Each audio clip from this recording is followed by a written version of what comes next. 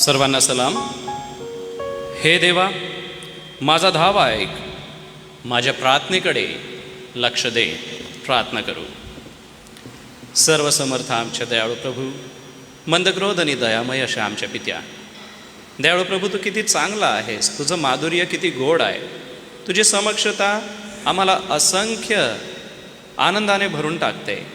आणि ते बापा, या समक्षतेचा आनंद आज सकाळी पुन्हा एक वार आम्ही घेतोय.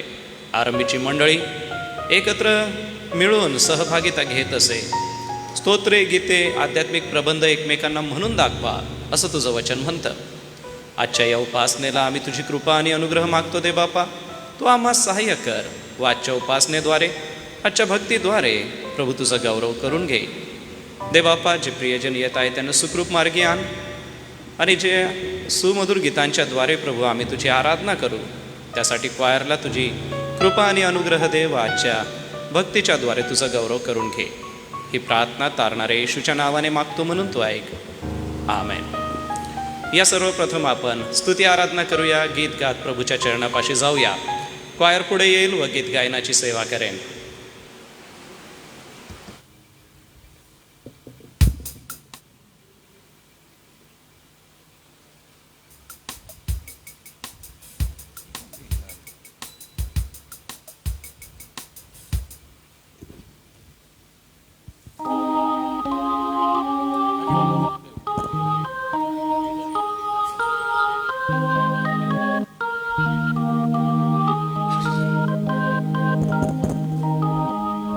सर्वांना प्रभू येशूच्या नावात सलाम. या आजच्या पवित्र वारी आपण सर्व मिळून प्रभूची स्तुती आराधना करूया. आणि विजय संगीत या पुस्तकातून गीत नंबर 273, आदि और अंत तू ही है, अल्फा और ओमेगा तू ही है, दूतों की स्तुति तू ही है, बुद्धि और ज्ञान तू ही है.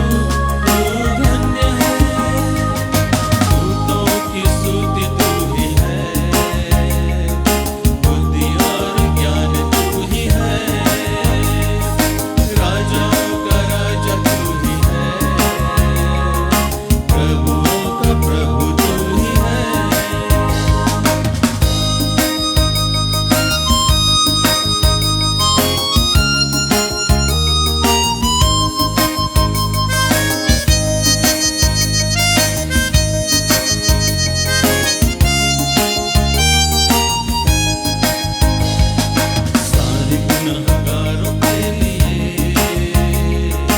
अपना खून बहाया यीशु ने। सारे गुनहगारों के लिए अपना खून बहाया यीशु ने। काई घोड़ों की मार भी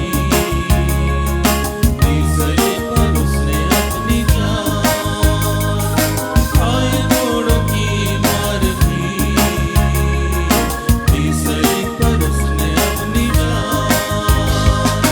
यीशु तू महान है, महान है। यीशु तू सच्चा है, सच्चा है। यीशु तू जिंदा है, जिंदा है। यीशु तू धन्य है। दूतों की स्तुति तू ही है, बुद्धि और ज्ञान तू ही है। राजाओं का राजा तू ही है, प्रभुओं का प्रभु तू ही है।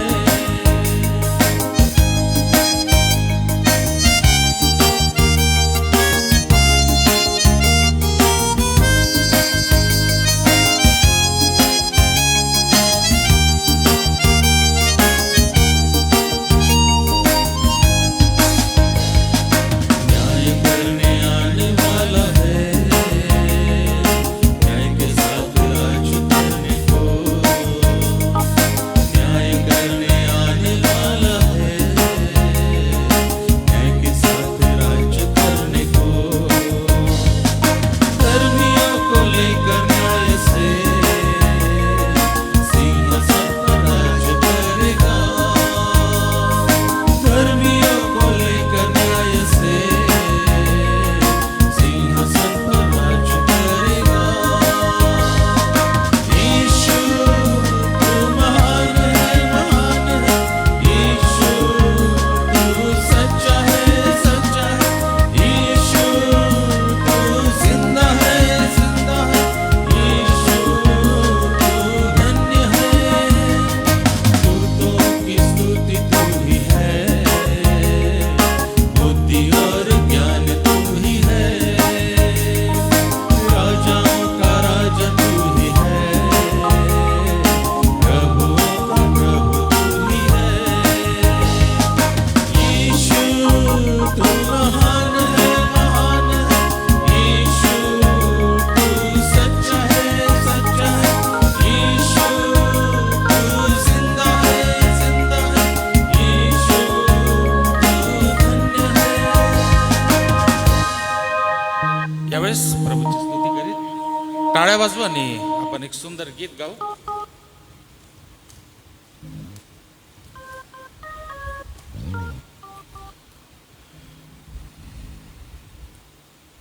यीशु है सच्चा गडरिया, उसकी हम भेड़े हैं, हरी चराइयों में हमें चराता है.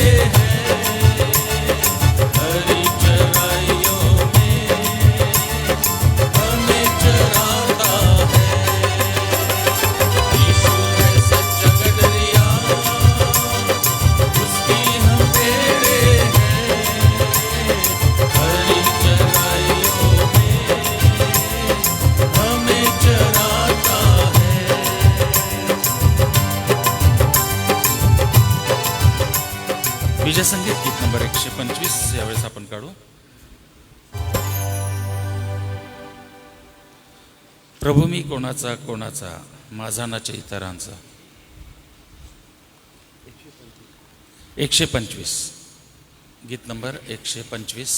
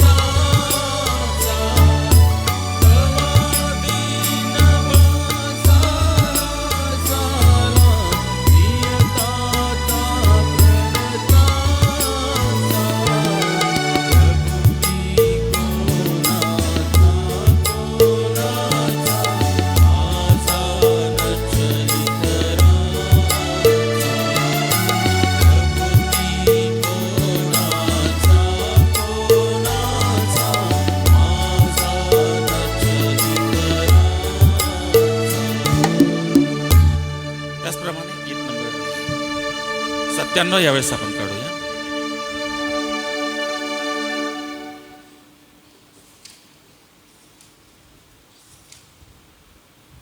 येशूकडे या धावा चला.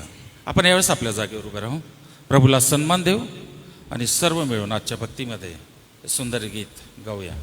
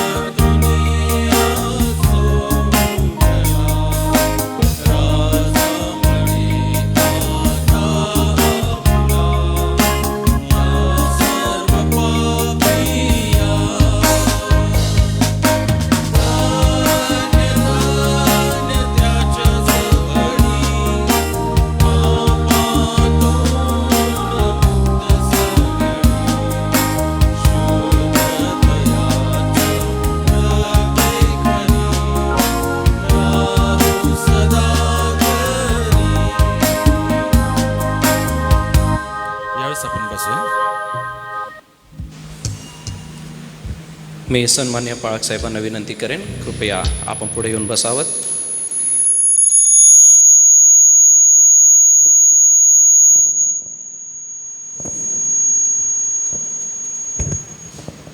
प्रार्थना करूया. खांबावरती तू आम्हासाठी प्राण दिलास.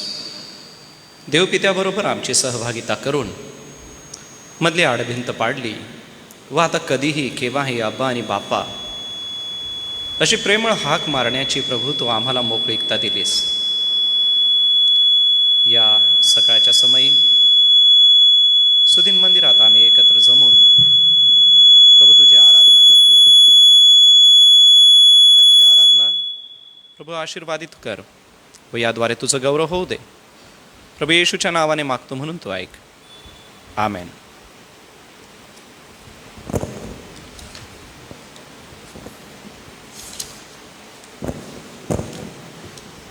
प्रियजन हो, आजच्या सकाळी आम्ही ज्या स्तोत्रसंहितेचं आळीपाळीने वाचन करणार आहोत ते असणार आहे स्तोत्रसंहिता 76, साम नंबर 76. या 76व्या स्तोत्राला आज सकाळी आपण आळीपाळीने वाचन करणार आहोत. पहिलं वचन मी वाचेल आणि मंडळी आपणाला विनंती मी करतो की कृपया दुसरं वचन आपण वाचावं व साखळी पद्धतीने आपण हे स्तोत्र वाचत पुढे जाणार आहोत. विजयी व न्यायी देव याबद्दल तंतुवाद्याच्या साथीने गावयाचं आसफाचं हे संगीत स्तोत्र आहे. जर मिळालं असेल तर आपल्या जागेवर आपण उभं राहू, परमेश्वराला सन्मान देऊ आणि या स्तोत्रसंहितेचं आळीपाळीने वाचन करूया. यहुदात देव प्रगट झाला आहे, इस्रायलात त्याचे नाव थोर आहे.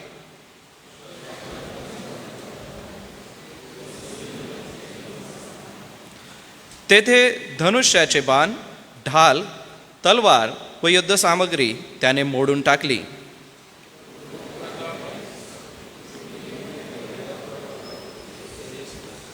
कणखर मनाच्या पुरुषांची लुटमार झाली आहे, ते झोपी गेले आहेत. त्यातील कोणाही बलवानाचे हात चालेनात.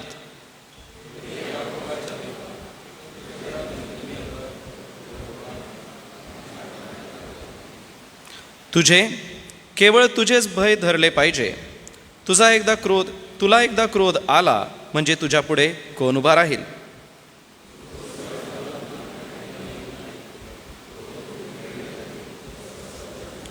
पृथ्वीवरील सर्व दिनास तारण्यासाठी, न्यायनिवाडा करण्यासाठी देव उठला तेव्हा असे झाले.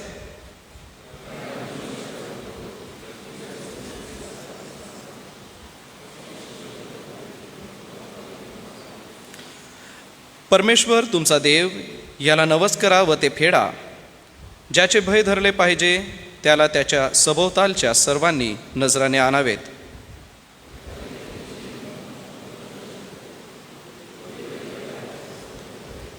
उभे असतानाच आपण आपला विश्वास जाहीर करूया व प्रेषितांचा मतांगीकार एका सुरात म्हणूया. सर्व समर्थ देव जो पिता, आकाश व पृथ्वी यांचा उत्पन्न करता, त्याचवर मी विश्वास ठेवितो आणि त्याचा एकुलता एक पुत्र येशू ख्रिस्त आमचा प्रभू, जो पवित्र आत्म्याच्या योगाने गर्भरूप झाला, कुमारी मरियेच्या उदरी जन्मास आला, पंत पिलाताच्या वेळी ज्याने दुःख भोगिले, ज्याला वधस्तंभावर खिळले, जो मरण पावला व ज्याला पुरले, जो मृतलोकात उतरला व तिसऱ्या दिवशी मेलेल्यामधून पुन्हा उठला, स्वर्गात चढला आणि सर्व समर्थ देव जो पिता याच्या उजवीकडे बसला आहे. तेथून जिवंतांचा व मेलेल्यांचा न्याय करावयास जो येणार आहे, त्याचवर मी विश्वास ठेवितो. पवित्र आत्मा, पवित्र सार्वत्रिक मंडळी, पवित्र जनांचा सहभागीपणा, पापांची क्षमा, देहाचे पुनरुत्थान आणि सार्वकालिक जीवन याविषयी मी विश्वास धरितो. आमेन. धन्यवाद. बसूयात आपण. आम्ही नेहमीच आमच्या प्रभूकडे त्याची कृपा आणि त्याचा अनुग्रह मागत असतो आणि त्याच्या स्वर्गीय भांडारातून आमचा दयाळू प्रभू आम्हाला लागणाऱ्या सर्व गोष्टींची पूर्तता करीत असतो, यासोबतच त्याच्या समक्षतेचा आशीर्वाद आम्हा सगळ्यांना मिळत असतो. आपल्या नित्याच्या ज्या प्रार्थना विनंत्या आहेत त्या आम्ही प्रभूसमोर करीत असताना जे आजारी प्रियजन आहेत त्यांच्यासाठी आपण प्रभूची कृपा मागूया. मागील सप्ताहामध्ये संदीप मांडे सर आणि रेव्हरंट विश्वास पाडवी यांचं डोळ्याचं ऑपरेशन झालं. प्रभुदेव बाप या प्रियांना आपलं आरोग्य देव. यासोबतच मागील सप्ताहामध्ये अतिशय चांगल्या रीतीने VBS आणि तरुण संघाची कार्यशाळा आणि तरुण संमेलन अतिशय आशीर्वादित रीतीने पूर्ण झालं. यामध्ये आपल्या नंदुरबार तरुण संघाने समूहगीत गायन स्पर्धेमध्ये 3रा क्रमांक मिळवला आणि बायबल क्विजमध्ये 2रा क्रमांक मिळवला. प्रभुदेव बाप या तरुणांना आपली कृपा पुरवो. यासोबतच जे त्यांचे मार्गदर्शक आहे, प्रशिक्षक आहे, अशा सर्व प्रियजनांना प्रभुदेव बाप सहाय्य करता असा हो. यासोबतच प्रियजन हो, आपण प्रार्थना करूया. येत्या दिवसांमध्ये आपल्या मंडळीचा गृहसण आहे. या गृहसणामध्ये प्रभूने आपल्या प्रत्येकाच्या कुटुंबाची आणि वैयक्तिक जीवनाची भेट घ्यावी, यासाठी प्रभूकडे सहाय्य मागूया. SAMच्या संपूर्ण कारभारासाठी परमेश्वराकडे प्रार्थना करीत असताना आपल्या सगळ्यांच्या वतीने मी प्रार्थना करतो, आपण आपलं लक्ष दयाळू परमेश्वराकडे लावूया. या आपण मध्यस्थीची प्रार्थना करू. आमच्या दयाळू परमेश्वर पित्या, आम्ही हे सुंदर गीतं गातो कारण की प्रभू या गीतांचा भावार्थ केवळ तुला उंचविणारा आणि तुझं गुणगौरव करणारा असा आहे. आसाफाने देखील जे संगीत स्तोत्र गायलं त्याचा भावविषय केवळ तुझी स्तुती आराधना आहे. प्रभू तू सामर्थ्याने नटलेला आहे आणि मानवाच्या बुद्धीच्या आणि कल्पनेच्या समजाच्या पलीकडे असं महान तुझं सामर्थ्य आहे. आणि परमेश्वरा, हे तुझं सामर्थ्य आम्ही मनुष्य म्हणून आमच्या बुद्धीने, आमच्या चातुर्याने कदापि ओळखू शकत नाही. परंतु तू आम्हाला आपला कैवारी सत्याचा आत्मा दिलास आणि तो आम्हाला सत्यामध्ये नेतो, पूर्णतेमध्ये नेतो. व वेळोवेळी तुझ्या समक्षतेचा आशीर्वाद काय आहे व तो किती सामर्थ्याने भरलेला आहेस, किती अद्भुत परमेश्वर आहेस, याचा आम्हाला अनुभव देत असतोस. तुझं वचन म्हणतं की देव आत्मा आहे आणि त्याच्या उपासकाने आत्म्याने आणि खरेपणाने त्याची उपासना करावी. प्रिय प्रभू, त्या शमरोनी स्त्रीला हे कळलं होतं की मसीहा आलेला आहे आणि तिने गावात जाऊन सांगितलं की मला मसीहा सापडला आहे, येऊन पहा. आणि लोक म्हणाले की आता तू म्हणतेस म्हणून नव्हे, तर आम्ही स्वतः मसीहाला पाहिलं आहे म्हणून आम्ही विश्वास धरतो. प्रिय प्रभू, ख्रिस्त जो तारणारा, मसीहा जो उद्धारणारा, तो आम्हाला प्राप्त झालास. येशू ख्रिस्ताच्या द्वारे आज आम्हाला ही संधी आहे की आम्ही तुला हाक मारू शकतो. आज आम्हाला ही संधी आहे की प्रभू, आम्ही तुझ्यासमोर उभं राहण्यासाठी लायक आणि पात्र असं ठरू शकतो. दयाळू परमेश्वरा, ही कृपा तू आम्हावर केलीस म्हणून आज आम्ही आमच्या संपूर्ण कुटुंबासमवेत पवित्र मंदिरामध्ये, या भवनामध्ये तुझ्यासमोर एकत्र झालेलो आहोत.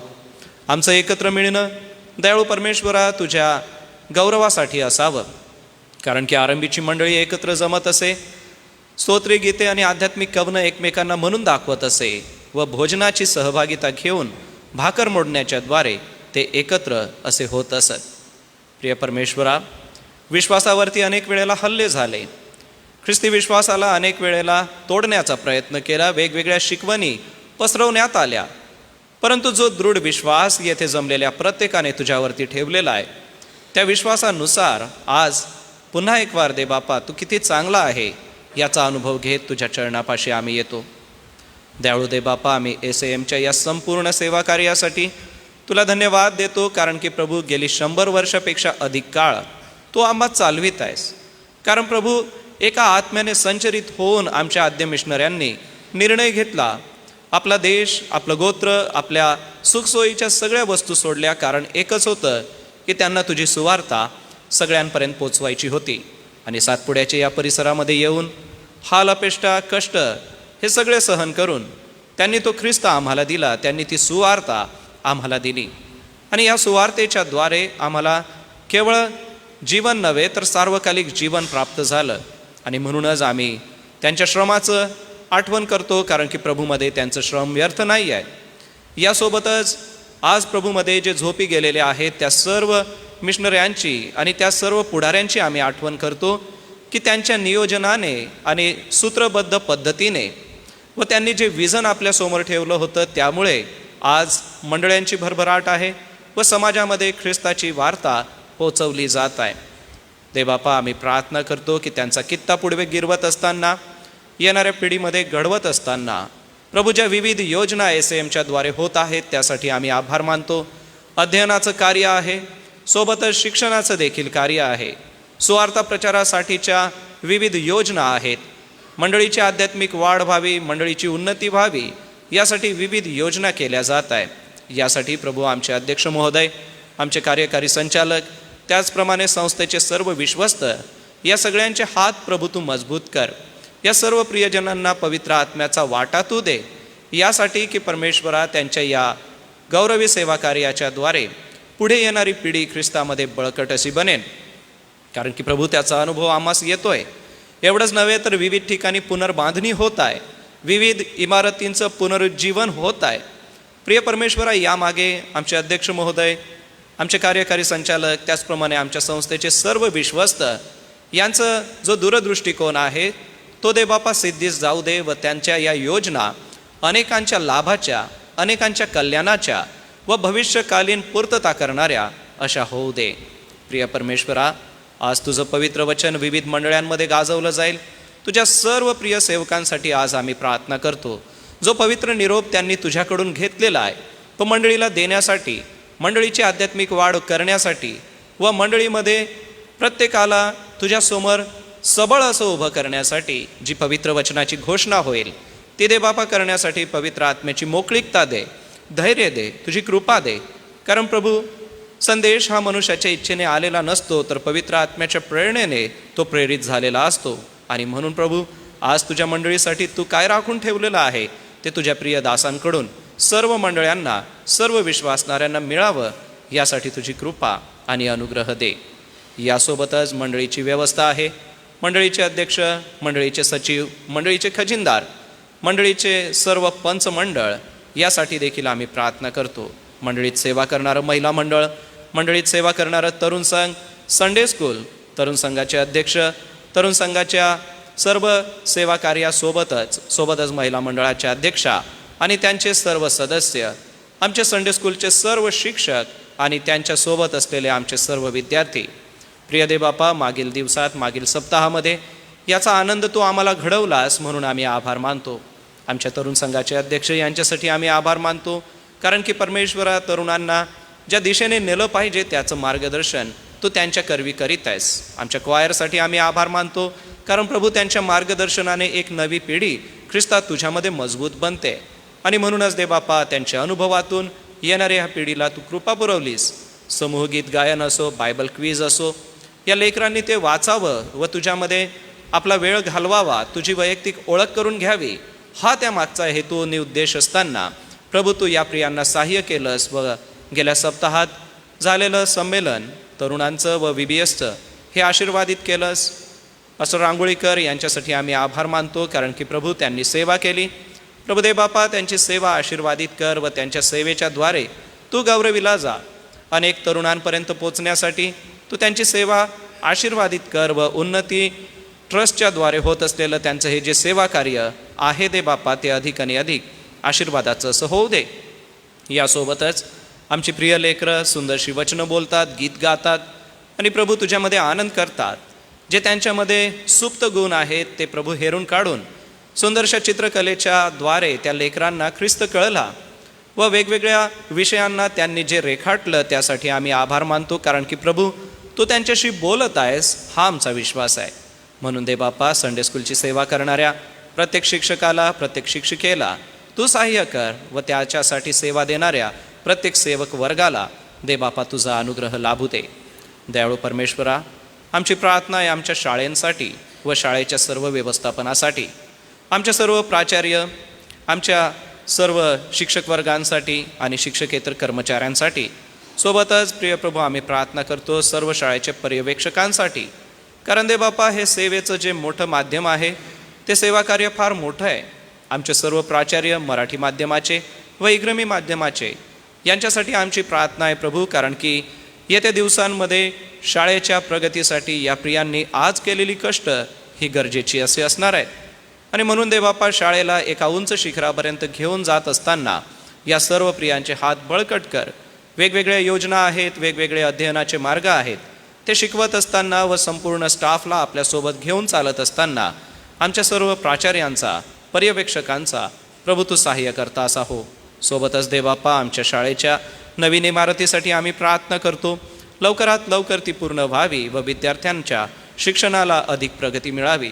सोबतच ज्या बसेस प्रभू तो आम्हाला दिल्या त्यासाठी आम्ही आभार मानतो आणि प्रार्थना करतो की सेवेच्या या काळामध्ये शाळेच्या या गौरवी सेवा कार्याच्या द्वारे अनेक आणि अनेकांपर्यंत पोचण्यासाठी, प्रगती होण्यासाठी, अनेकांना शिक्षणाचा लाभ मिळावा यासाठी प्रभू तू SM व SMच्या शैक्षणिक सेवा कार्याला प्रभू आशीर्वादित कर.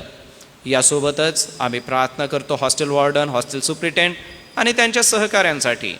कारण की देवबापा हॉस्टेलची सेवा ही अविरत चालत आलेली सेवा अशी आहे. अनेक विद्यार्थी त्यामधून घडले, शाळेमधून अनेक विद्यार्थी घडले व आज समाजाचं नेतृत्व करीत आहे.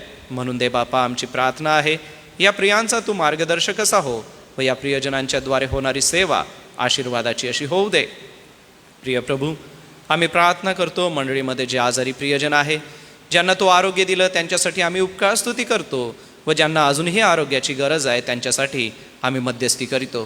प्रिय प्रभू, आम्ही विश्वास पाडवींसाठी, संदीप मांडे यांच्यासाठी प्रार्थना करतो. गेल्या सप्ताहात त्यांचं झालेलं डोळ्याचं ऑपरेशन प्रभू आशीर्वादित केलंस. तू त्यांना चांगली कृपा दे, अनुग्रह दे व त्यांच्या आरोग्यदायी जीवनाद्वारे तुझं सेवा कार्य घडू दे.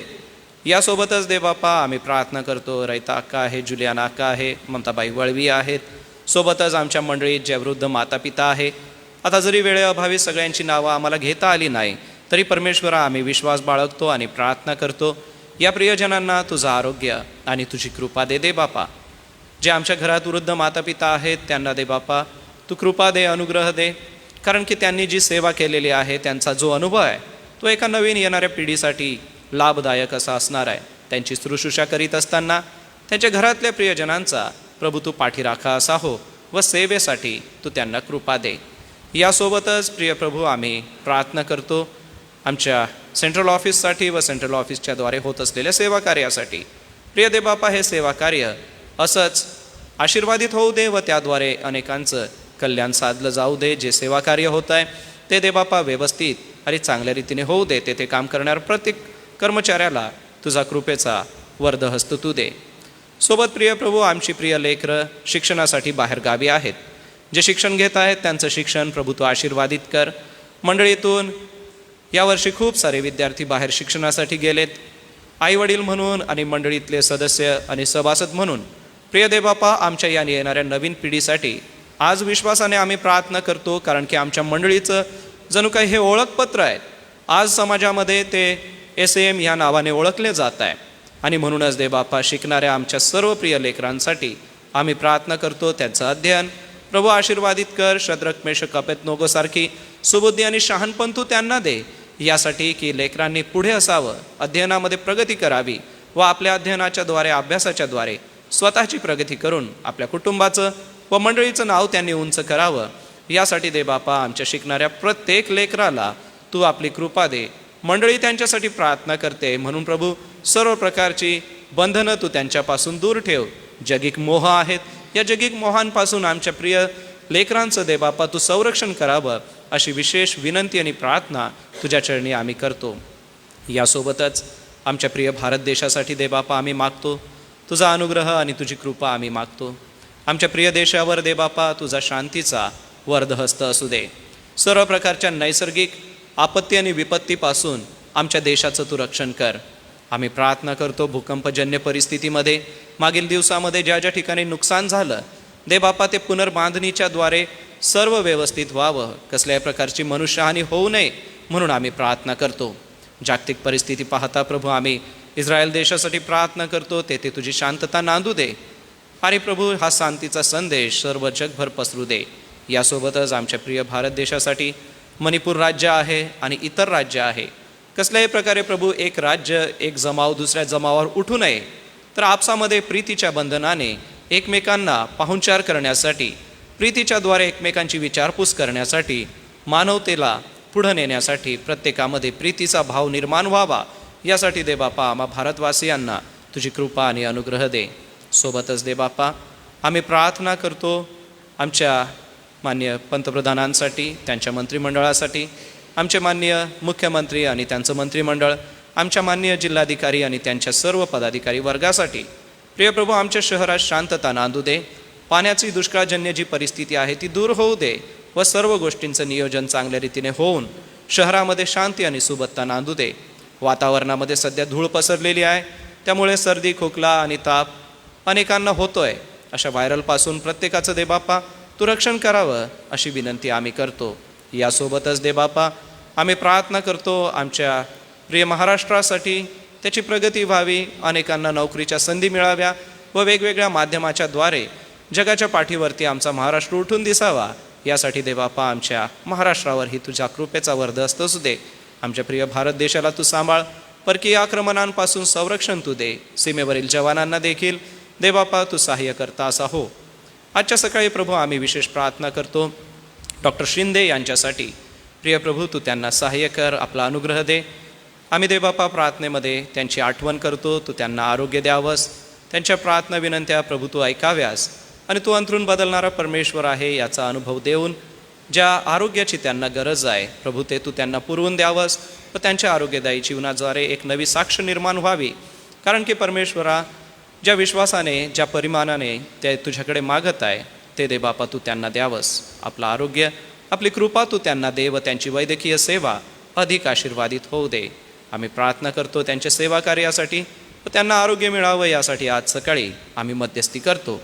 यासोबतच दे बापा आम्ही प्रार्थना करतो येणाऱ्या दिवसांसाठी, कारण की येत्या दिवसांमध्ये आम्ही मंडळीचा गृहसण साजरा करणार आहोत. प्रिय प्रभू आम्ही तुझ्या प्रिय दासासाठी बिशप सतीश पटेल यांच्यासाठी प्रार्थना करतो. प्रिय प्रभू त्यांचं आमच्याकडे येणं आशीर्वादाचं होऊ दे. ज्या गौरवी सेवा कार्यासाठी त्यांनी आपणा स्वतःला समर्पित केलेला आहे दे बापा, त्यांच्या समर्पित अशा पवित्र वचनांचा लाभ आमच्या मंडळीला आणि मंडळीतील प्रत्येक सदस्याला होऊ दे. यासोबतच विविध विभागामध्ये आम्ही प्रार्थना सभा घेऊ. त्या प्रार्थना सभा दे बापा आशीर्वादित होऊ दे. प्रत्येक घर, प्रत्येक कुटुंब तुझ्या विश्वासामध्ये मजबूत बनावं यासाठी दे बापा तुझ्या पवित्र वचनाचा पुरवठा आणि पवित्र वचनाचं मार्गदर्शन दे बापा तू करावंस अशी विनंती आम्ही करतो. यासोबतच दे बापा आम्ही प्रार्थना करतो येत्या दिवसामध्ये होणारं जे सेवा कार्य आहे ते दे बापा तू आशीर्वादित होऊ दे व गृहसण आणि येत्या दिवसांमध्ये नाताळाचा आनंद आम्ही साजरा करू. दे बापा हे कार्य तुझ्याकडून आहे, हे सिद्धीच जाऊ दे आणि त्याद्वारे तुझं महान गौरव होऊ दे.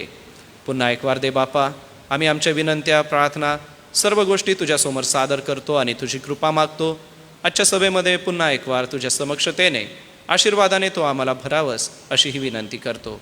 ही प्रार्थना तारणाऱ्या प्रभू येशू ख्रिस्ताच्या गोड आणि सुमधुर नावात केली म्हणून तू ऐक. आमेन. प्रियजन हो, यावेळेला आपण दानार्पण घेणार आहोत आणि दानार्पणासाठी तरुण संघ पुढे येईल, टीनेज ग्रुप पुढे येईल व गीत गायन करेल.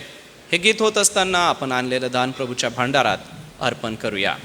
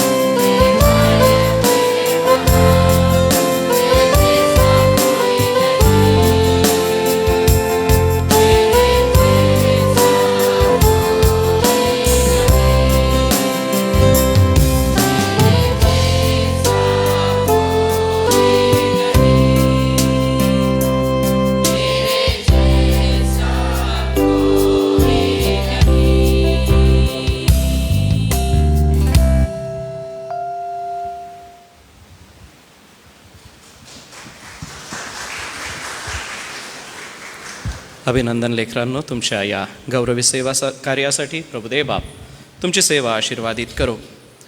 प्रियजन हो, दानार्पणासोबतच ज्या प्रियांचे वाढदिवस आहे, ज्यांची नावं कळली ते यांच्यासोबतच आपण कळवू शकता, सुचवू शकता. आज संजय चतुर यांचा वाढदिवस आहे.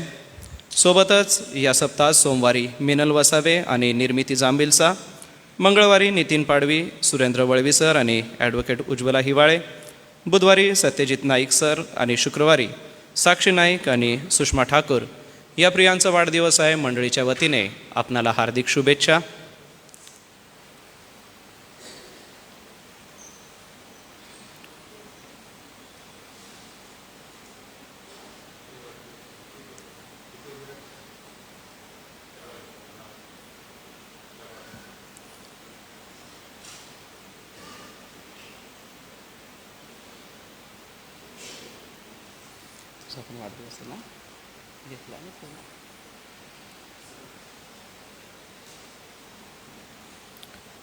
आजच्या या दानार्पणासोबतच वाढदिवसाच्या या प्रार्थनेसोबतच आपण प्रार्थना विनंती करूया श्री संजय जाधव सरांसाठी. सरांचं या सप्ताहात एक छोटंसं ऑपरेशन आहे. प्रभुदेव बाप त्यांना आरोग्य देव, त्यासाठी आजच्या प्रार्थनेत त्यांची आठवण करूया. सोबतच वाढदिवसानिमित्त निर्मिती हिच्याकडून उपकार स्तुतीचं दान आहे, ते मी प्रभूच्या भांडारात टाकतो. आदरणीय रेव्हरेंड चेज पठारे पाळकसाहेब, आपणाला विनंती करतो आपण या प्रिय लेकरांसाठी दानार्पणासाठी विशेष प्रार्थना करावी. गौरवचा कधी आहे? आज गौरवचाही वाढदिवस आहे. प्रार्थना करू आपण. आमच्या पवित्र पवित्र अतिपवित्र परमेश्वरा, आज या सकाळी पुन्हा एक वार प्रभू येशूच्या नावाने ही भक्ती आराधना आम्ही करत असताना परमेश्वर पित्या, आम्ही तुझी स्तुती करतो. जी गीतं तुझ्या लेकरांनी गायलेली आहे, जे आराधना गीतं गाऊन आम्ही केलेले आहे, तू मान्य केलेले आहे. प्रभू, आम्ही तुझी स्तुती करतो, कारण तूच भक्तीस योग्य परमेश्वर आहे. ज्याची आम्ही भक्ती करावी, ज्याचा आदर सन्मान आम्ही करावा, तो तुझ्याशिवाय कोणी नाही. आणि म्हणून तुझ्या समोर नतमस्तक होऊन आज आम्ही तुला उंचावितो, स्तवितो. पुन्हा एक वार प्रभू, या प्रभुवाराबद्दल धन्यवाद देतो की हा पाहण्यासाठी आम्हाला संधी दिलीस आणि या प्रभुवारी तुझ्या भक्ती मंदिरात तो घेऊन आलेला आहे. प्रभू, आज आम्ही तुझे आभार मानतो, कारण तुझं आम्हाला आत्मिक दर्शन व्हावं यासाठी प्रभू आम्ही या मंदिरामध्ये आलो असताना तो आम्हा प्रत्येकाची तुझ्या वचनाच्याद्वारे भेट घे. आणि प्रभू, तुझं दर्शन घेऊन आम्ही सर्वांनी हर्षभरित होऊन बाहेर पडावं, म्हणून तुझी कृपा अनुग्रह तू आमच्यावर असू दे. प्रभू, या भक्ती मंदिरामध्ये आम्ही आलो असताना आम्ही कोणीही रिक्त हस्ते येऊ नये, ही तुझी आज्ञा आहे. आणि त्याप्रमाणे प्रभू, तुला अर्पण करण्यासाठी जे आमच्याकडे आहे ते अल्पसं आहे आणि ते तुझ्या भांडारामध्ये आणलेलं आहे. जे दानार्पण तुझ्या प्रियांनी या भांडारामध्ये दिलेलं आहे त्याचा तू स्वीकार कर. ज्यांनी प्रभू आपला दशांश उपकार स्तुती या भांडारात आणलेले आहे ती पण तू स्वीकार. आणि प्रभू, आम्ही प्रार्थना करतो, केवळ तुला दानांचीच गरज नाही, तर जे देणारे आहेत त्या आम्हा सर्वांच्या जीवनाची तुला गरज आहे. म्हणून ह्या दानासोबत आम्ही आमचं जीवित तुला समर्पित करतो. आम्हा सर्वांच्याद्वारे तू गौरवलं जा. प्रभू, आज आम्ही प्रार्थना करतो, ज्या भांडारामध्ये हे दानार्पण जाईल ते भांडार समृद्ध कर. आणि प्रभू, आम्हा प्रत्येकाला अधिक देण्याचं बळ तू दे. प्रभू, आज आम्ही तुझे आभार मानतो. या मंदिरामध्ये जे आशीर्वाद घेण्यासाठी आलेले आहेत, त्यापैकी ज्यांचे जन्मदिवस या सप्ताहामध्ये आहेत, या सर्व प्रियांना प्रभू तुझा आशीर्वाद दे. आम्ही संजय चतुर, मिलन वसावे, निर्मिती जांबिलचा, नितीन पाडवी, सुरेंद्र वळवी, ॲडव्होकेट उज्ज्वला हिवाळे, सत्यजित नाईक सर, साक्षी नाईक, सुषमा ठाकूर या सर्वांची आठवण करतो. प्रभू, या प्रियांना तो आशीर्वाद दे आणि या जन्मदिनाचा आनंद द्विगुणित बहुगुणित कर. आणि या नवीन वर्षामध्ये त्यांचं पाऊल पडलं असताना प्रभू, वर्षभर तू त्यांचा हात धरून चालव. प्रभू, आज आम्ही तुझे आभार मानतो. पुन्हा एक वार प्रभू, तुझं वचन ऐकण्याची संधी तू आम्हाला दिलेली आहे. तुझं वचन आमच्या कानी पडत असताना ते आमच्यासाठी आत्माने जीवन होते आणि या वचनाच्याद्वारे देखील तू आम्हाला आशीर्वादित कर. आम्ही खास संजय जाधव सर यांची प्रार्थनेमध्ये आठवण करतो. त्यांचं जे लहानसं ऑपरेशन होणार आहे ते यशस्वी होऊ दे. जे डॉक्टर ते शस्त्रक्रिया करतील त्यांच्या हाताला तू यश दे आणि प्रभू सरांची भीती घालवून टाक. त्यांना धैर्य आणि सामर्थ्य दे आणि त्यांना चांगलं आरोग्य देऊन तुझं गौरव त्यांच्याद्वारे होऊ दे. पुन्हा एक वार प्रभू ही भक्ती आराधना आम्ही तुझ्या स्वाधीन करतो. तारणाऱ्या प्रभू येशूच्या नावाने मागतो म्हणून तो ऐक. आमीन.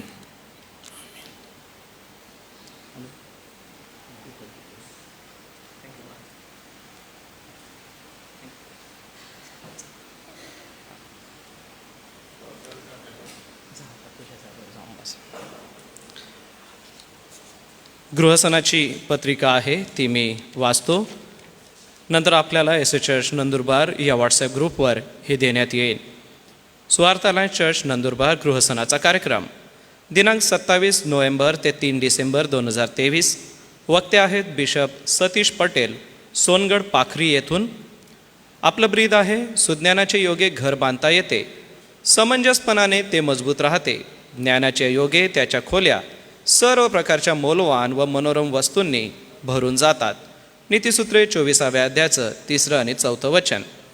दिनांक आणि वार, वेळ, सभेचे ठिकाण, चालक आणि वक्ते येण्याप्रमाणे असणार आहे. 27/11 सोमवारी सायंकाळी 7 वाजता मुलींचे वसतिगृह या ठिकाणी चालक असणार आहेत रेव्हरंट अनुप वळवी आणि वचनाची सेवा रेव्हरंट अनुप वळवी करतील. 28/11 मंगळवारी सायंकाळी 7 वाजता दुधाळे शिवार या ठिकाणी आपली सभा होईल. पास्टर राजीव मार्गे चालकपण करतील आणि वक्ते रेव्हरंट जी जयकर हे असतील. बुधवारी 29 तारखेला सायंकाळी 7 वाजता शारोन कॅम्पस या ठिकाणी सभा होईल.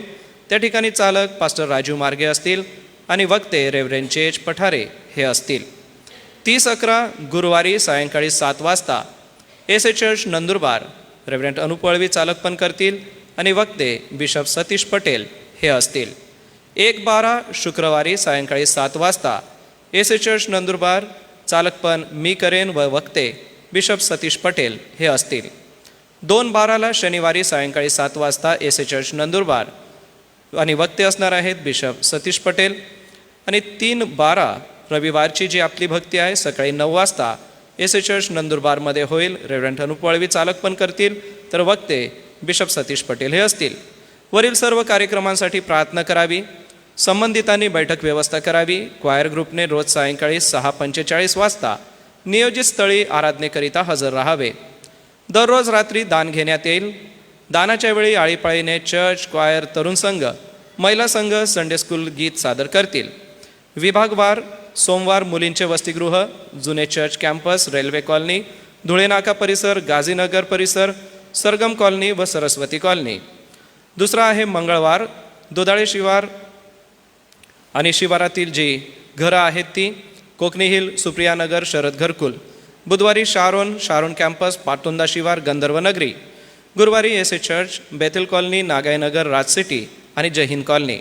शुक्रवारी एस चर्च, आशीर्वाद कॉलनी, मुलांचे वसतिगृह परिसर व KG सेक्शनच्या मागील चाळ. शनिवार S church, mission school campus, गेटजवळील परिसर, इंदिरानगर, जिमखाना परिसर, बापना चाळ, पटेलवाडी, गिरीविहार परिसर, Rupasheth park, RK city, Kalyani park, Nalwa road परिसर आणि वागोदा शिवार. फराळ द्यावयाचा असल्यास आपल्या स्तरावर व्यवस्था करावी. संदेश यूट्यूब व फेसबुकवरती देखील ऑनलाईन प्रसारित करण्यात येईल. एस चर्च नंदुरबार या फेसबुक अकाउंटवरती आणि यूट्यूब अकाउंटवरती आपण तो पाहू शकता. अध्यक्ष सुवार्थालय चर्च नंदुरबार. ही महत्त्वपूर्ण गृहसनाची सूचना आपल्याला मिळालेली आहे. आपल्याला व्हॉट्सॲपवर देखील देण्यात येईल. शनिवारी सायंकाळी 6:30 वाजता तरुण संघ आपण जमायचं आहे. येत्या रविवारी दिनांक 26/11 रोजी माननीय रेव्हरंट जेज पठारे पाळकसाहेब हे वचनाची सेवा करतील. या महत्त्वपूर्ण सूचना प्रियजन हो आपल्यासाठी आहे. आज सकाळी देवाच्या पवित्र वचनाकडे जात असताना एक महत्त्वपूर्ण गोष्ट मी आपणाला सांगू इच्छितो.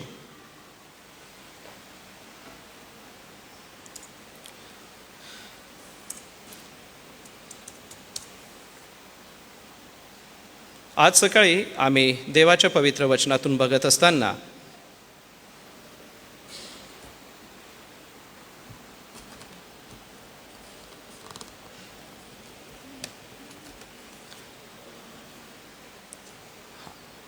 एकदा काढून लावले की होईल ते झालं.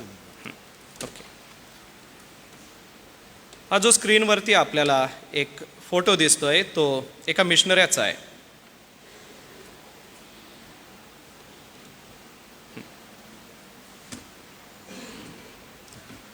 हे मिशनरी आहेत हडसन टेलर.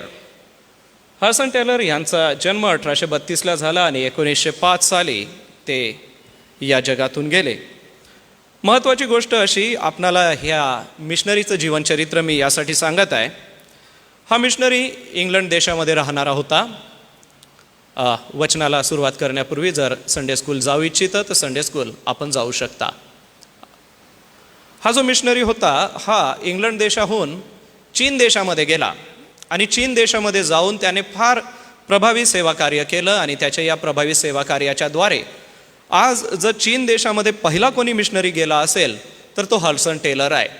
आज चीन देशामध्ये जी सुवार्ता पोचवली गेली किंवा सुवार्तेचं जे बीज पेरलं गेलं त्यामागे ज्याचं कष्ट आणि ज्याची मेहनत आहे ते आहेत हे हडसन टेलर. हडसन टेलर तरुण असतानाच त्यांच्या वडिलांसंगती त्यांचं बोलणं नेहमी होत असायचं आणि वडील त्याला नेहमी म्हणायचे की जर प्रभू तुला त्याच्या सेवेसाठी बोलवत आहे तर तू परमेश्वराकडे प्रार्थना कर आणि देवबाप तुला जो देश दाखवेल त्या देशाकडे तू मार्गस्थ हो. परंतु हडसन टेलर हे वैद्यकीय शिक्षण घेत होते. त्यांना वैद्यकीय शिक्षण घेऊन त्या देशामध्ये जाऊन सेवा करायची होती आणि त्यांनी ते घेतलं. परंतु सेवा करण्यासाठी निघालेले असताना ते पहिल्यांदा चीनमध्ये गेले. काही वर्ष तेथे राहिले. परंतु तेथलं वातावरण हे त्यांना काही जमलं नाही आणि वारंवार ते आजारी पडत राहिले. आजारपणामुळे ते परत इंग्लंडला आले. इंग्लंडला आल्यानंतर त्यांच्या चर्चला त्याने सांगितलं आणि त्यांच्या मित्रपरिवारांना सांगितलं की मला अमुक अमुक ठिकाणी जाऊन सेवा करायला आवडतं, परंतु माझी तब्येत काय बरी नसते. कृपा करून तुम्ही या सेवा कार्यासाठी काहीतरी फंड उभारा, काहीतरी आर्थिक मला मदत करा. आणि त्यावेळेला जी चायना इव्हँजलिकल सोसायटी होती इंग्लंडकडून जिचं सेवा कार्य चालायचं, त्यांनी काही फंड दिला आणि हडसनला म्हटले की आता असं कर, तू चीनला जा आणि सेवा कर. ते गेले. परंतु त्यावेळेला चीनमध्ये युद्ध होतं आणि युद्ध असल्यामुळे त्यांना 6 महिने फक्त घरात राहावं लागलं. या 6 महिन्यामध्ये घरात राहून त्यांनी आपल्या घरामध्ये चीन भाषा शिकून घेतली. बोलायचं कसं किंवा जे शिष्टाचार आहेत किंवा दळणवळणाची काही जी साधनं आहेत सगळ्या देशाचा नकाशाचा अभ्यास केला आणि तेथे राहत असताना पुन्हा ते आजारी पडले. अशा आजारपणाच्या परिस्थितीमध्ये असताना त्यांनी एक पत्र त्यांच्या इव्हँजलिकल सोसायटीला लिहिलं आणि सोसायटीने त्यांना उत्तर दिलं की आमच्याकडे तुमच्यासाठी पैसे नाहीत, तुमची व्यवस्था तुम्ही करा, आम्ही तुम्हाला देऊ शकत नाही. आजाराची परिस्थिती आहे, भाषा शिकतायत, देश नवा आहे, परिस्थिती वेगळी आहे. आर्थिक परिस्थितीसाठी ते त्यांच्या देशाकडे मदत मागत होते परंतु तीही मिळत नव्हती. आणि अशा परिस्थितीमध्ये हताश आणि निराश न होता ते तसेच राहिले. स्थानिक लोकांना ते सुवार्ता सांगत राहिले आणि एका व्यक्तीने प्रतिसाद दिला. प्रभू येशूमध्ये तो व्यक्ती आला आणि असं असताना त्यांनी आपल्या काही इंग्लंडच्या मित्रांनाही कळवलं की मला असं असं सेवा कार्यासाठी तुम्ही मदत करा. आणि त्यांच्या काही मित्रांनी त्यांना मदत पाठवली. कालांतराने एक मिशनरी त्या ठिकाणी त्यांनी तयार केला स्थानिक चीनमध्ये आणि त्या मिशनऱ्यासोबत आपला वेळ घालवत असताना ते पुन्हा आजारी पडले. त्यांना पुन्हा इंग्लंडला यावं लागलं. पुन्हा इंग्लंडला आले, उपचार घेतला. त्या काळामध्ये त्यांचं लग्न झालं, लेकरं झालीत आणि त्यांना पुन्हा इच्छा झाली की मी चीनला जाईन. परंतु ते इतके आजारी होते की त्यांना खोलीतून बाहेर निघता येत नव्हतं.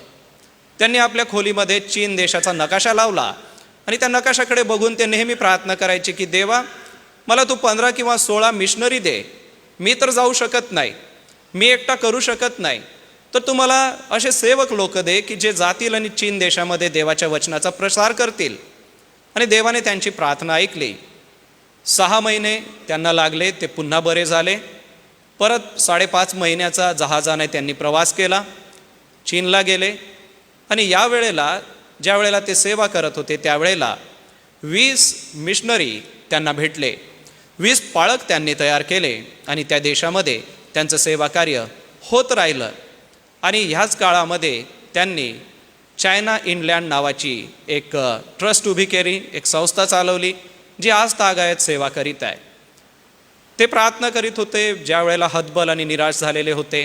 कालांतराने त्यांचं निधन झालं आणि इंग्लंडमध्ये त्यांचा दफनविधी झाला. बघा, एका बाजूने परिस्थिती अवघड होती, आजारपण होतं, आर्थिक सहायता नव्हती, परंतु दुसऱ्या बाजूने मला सेवा करायची आहे, मला देवाचं वचन लोकांपर्यंत न्यायचं आहे आणि मला देवाच्या राज्यामध्ये अनेक लोकांना आणायचं आहे. यासाठी या मिशनऱ्याने फार कष्ट केले.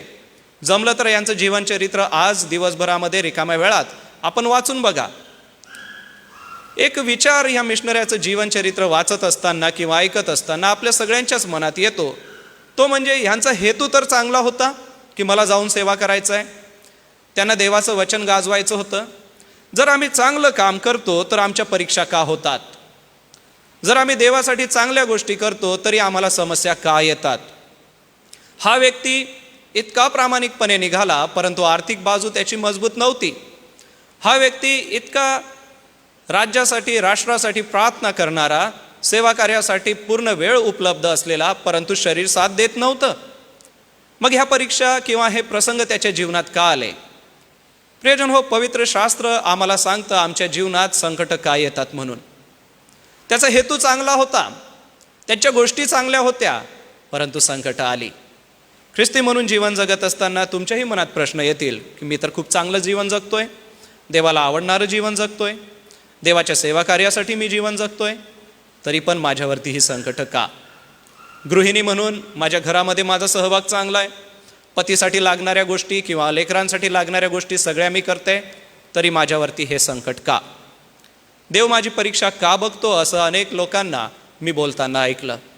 प्रियांनो, आज माझी आशा आणि माझा विश्वास आहे की देवाच्या पवित्र वचनातून याची उत्तरं आपल्याला सापडतील की आमच्या परीक्षा का होता. एक वचन आपणासमोर मी या ठिकाणी दाखवतो, जे आजचं आपलं थीम असणार आहे. 1 पेत्र 4 अध्याय वचन 12.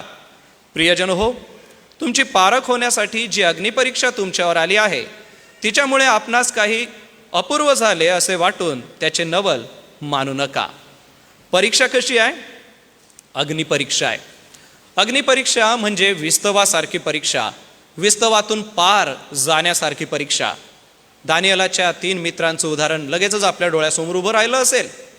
परंतु पेत्र मंडळीला ज्या गोष्टी आणि ज्या परिस्थितीतून सांगत आहे, तो म्हणतो की जी अग्निपरीक्षा तुमच्यावर आली आहे तिच्यामुळे आपणास काही अपूर्व झाले असे वाटून त्याचे नवल मानू नका.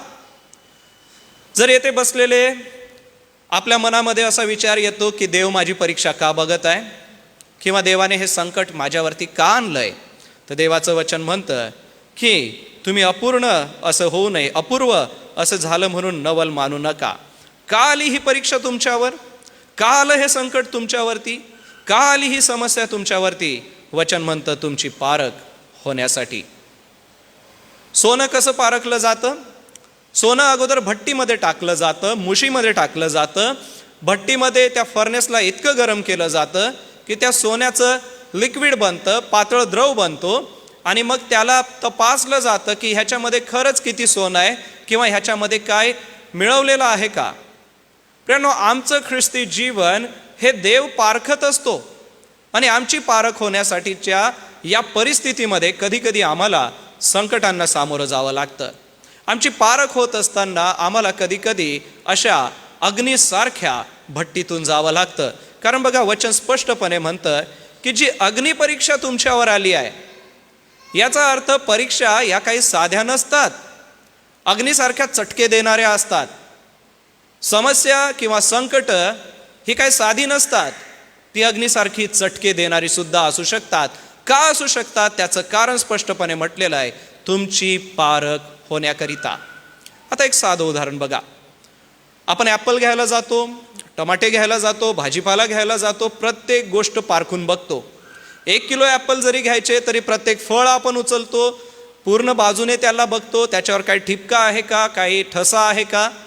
जरी त्याच्यावर बेस्ट क्वालिटी लिहिलेलं असलं तरी आपण ते पूर्ण फळ बघतो आणि जर ते कुठं दाबलं गेलेलं असेल, त्याच्यावरती छोटासा जरी डाग असेल तरी आपण ते बाजूला ठेवतो आणि दुसरं फळ उचलतो. का? कारण आम्हाला माहिती आहे की आम्ही ह्याचे पैसे देतोय आणि हे फळ माझ्यासाठी, माझ्या घरातल्या माझ्या प्रिय लेकरांसाठी उपयोगी असं ठरणार आहे आणि खायचं तर मी चांगलं खाईन, कारण मी त्याच्यासाठी मोबदला देतोय. आपण पारखतो त्या फळाला आपण परीक्षण करतो त्या फळाचं आणि मग आपल्याला हवं तितके किलो ते घेतो. जर मनुष्य म्हणून आपण एका साधारण गोष्टीसाठी एवढी पारख करतो, तर प्रियजन हो, देवाची प्रिय लेकरं या नात्याने तुमची आणि माझी पारख देव का करणार नाही? का करणार नाही? कारण की आम्ही 20 वचन, तेव्हा मोशे लोकांना म्हणाला, भिऊ नका, कारण तुमची परीक्षा पाहावी आणि त्याचे भय तुमच्या मनात राहून तुम्ही पाप करू नये यासाठी देव आला आहे. आता ही जी घटना होती ही 20व्या अध्यायाची, 21व्या अध्यायामध्ये 10 आज्ञा दिल्या. आणि ज्या वेळेला पर्वतावरती मोशे गेलेला आहे त्यावेळेला पर्वत हालला, भूमिकंप झाला आणि देवाचं वास्तव्य त्या ठिकाणी उतरलं. आणि देव उतरल्यामुळे सगळे लोक भयभीत झाले. त्यांना तो मोशे म्हणतोय की भिऊ नका, तुमची परीक्षा पाहावी आणि त्याचे भय तुमच्या मनात राहून तुम्ही पाप करू नये. प्रियांनो, परीक्षा प्रसंग काय येतात, संकट काय येतात, त्याचं अजून एक उत्तर या ठिकाणी मिळतं, आम्ही पाप करू नये म्हणून. मनुष्य जिभेने पाप करू शकतो, डोळ्याने पाप करू शकतो, वैचारिक पाप हे सुद्धा मनुष्य करू शकतो, शरीराच्या कृतीने मनुष्य पाप करू शकतो. देव आम्हाला परीक्षा प्रसंगातून का नेतो? देव आम्हाला भट्टीतून का नेतो? त्याचं उत्तर म्हणजे आम्ही परमेश्वराचं भय धरतो किंवा नाही धरत हे बघावं म्हणून. परमेश्वराचं भय हे आमच्या अंतःकरणात असलं पाहिजे. खूप साऱ्या वेळेला आम्ही परमेश्वराबाबत असं समजून घेतो की परमेश्वर दयाळू आहे, कृपाळू आहे, मंदक्रोध आहे, दयामय आहे. हो आहे, परंतु तो भस्म करणारा अग्निसुद्धा आहे, हे आपण विसरू नये. मानवाची दुष्टाई परमेश्वराने पाहिली आणि त्या पिढीचा नाश करून नोहाच्या कुटुंबाला देवाने वाचवलं. देव ईर्ष्यावान सुद्धा आहे. आम्ही देवाविरुद्ध पाप करू नये म्हणून आमच्या परीक्षा पाहिल्या जातात. एवढंच नव्हे तर आमच्या मनात देवाचं भय राहावं, कारण ज्या व्यक्तीच्या मनात देवाचं भय नाही तो व्यक्ती अगदी सैरावैरा पळतो आणि आपलं जीवन पाहिजे तसं जगतो. प्रियजन हो, अजून एक वचन पुढचं बघा, याकोब 1:13. कोणाची परीक्षा होत असता देवाने मला मोहात घातले असे त्याने म्हणू नये, कारण देवाला वाईट गोष्टीचा मोह होत नाही आणि तो स्वतः कोणाला मोहात पाडित नाही. एक गोष्ट या ठिकाणी स्पष्ट होते की देवाला वाईट गोष्टीचा मोह होत नाही आणि तो कोणाला वाईटाच्या मोहात टाकत नाही.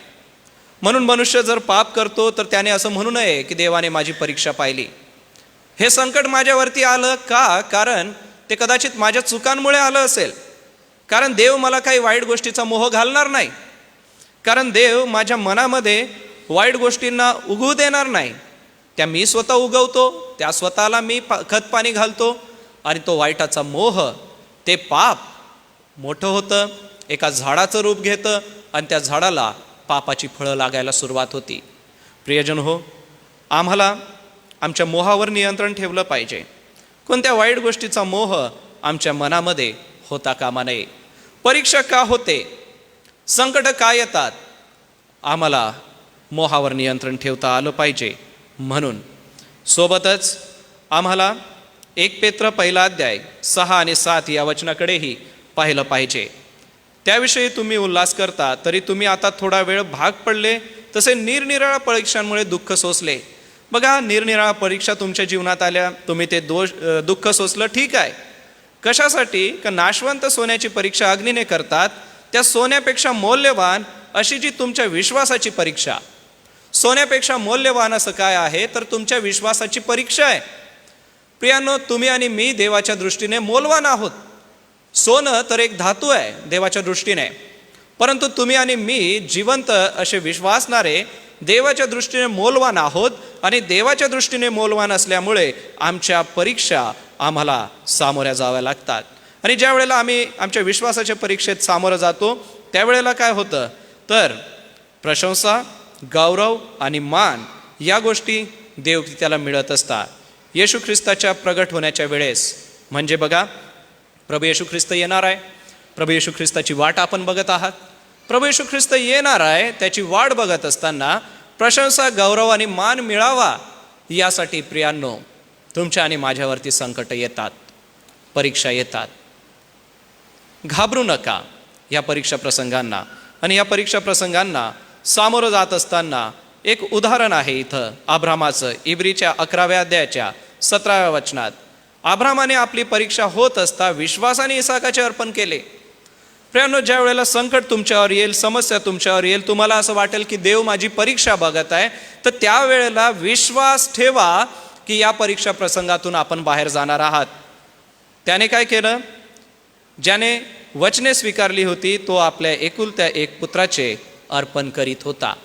अब्रामाने विश्वासाने आपल्या लेकराचं अर्पण करण्यासाठी पाऊल उचललं आणि तो गेला. त्याने तो निर्णय घेतला. प्रियजन हो, आपल्या जीवनामध्ये आज आपण निराश असाल, समस्येत असाल, संकटात असाल, किंवा एखादं परीक्षा प्रसंग आपल्या जीवनामध्ये असेल, तर एकच विश्वास ठेवा की मला विश्वासाने याला सामोरं जायचं आहे.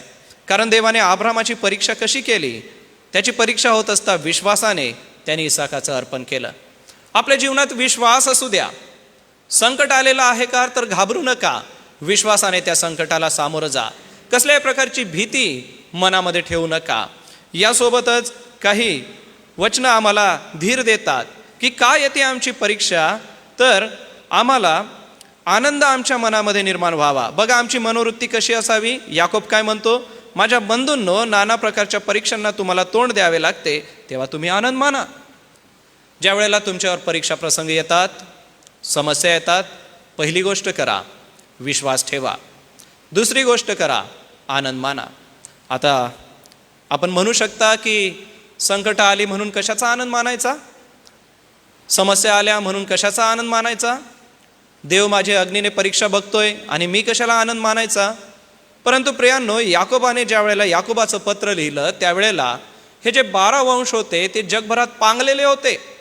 आणि जगभरामध्ये हे पांगलेले जे वंश होते, हे पांगलेले वंश परीक्षेमधून जात होते. आणि त्यांची परीक्षा होत असताना याकोब त्यांना धीर देऊन म्हणतो, तुम्ही आनंद माना. कारण तुमची परीक्षा झाल्यानंतर तुम्ही देवासमोर उभे राहाल. ख्रिस्त येशू येईल त्यावेळेला गौरव, मान आणि सन्मान या गोष्टी प्राप्त होतील. प्रियांनो, संकटातून जावं लागेल, समस्येतून जावं लागेल, परंतु घाबरू नका. आम्हाला त्यामध्ये आनंद मानायचा आहे. दुसरी गोष्ट, या सगळ्या करीत असताना ही संकट का येतात? त्याचं पहिलं उत्तर, जसं मी आपल्याला म्हटलं की आपल्याला उत्तरं शोधायची आहे. नीतिसूत्रे 20व्या अध्यायाचं 30वं वचन हे आपल्या नजरेसमोर आहे. प्रियांनो, या 30व्या वचनामध्ये स्पष्टपणे काय म्हटलेलं आहे? जखम करणारे घाय आणि वर्मी लावणारे फटके दुष्टतेचे शालन करतात. देव ज्याच्यावर प्रेम करतो त्याला तो फटके देखील देत असतो, हे आपण विसरता कामा नये. दुष्टता ही वाईट असते. दुष्टतेचाच दुसरा अर्थ होतो वाईट असणे. आणि शालन करणे म्हणजे धुवून टाकणे. देव आमच्यातली जी दुष्टता आहे ती धुण्यासाठी असे संकट आमच्यावर आणतो.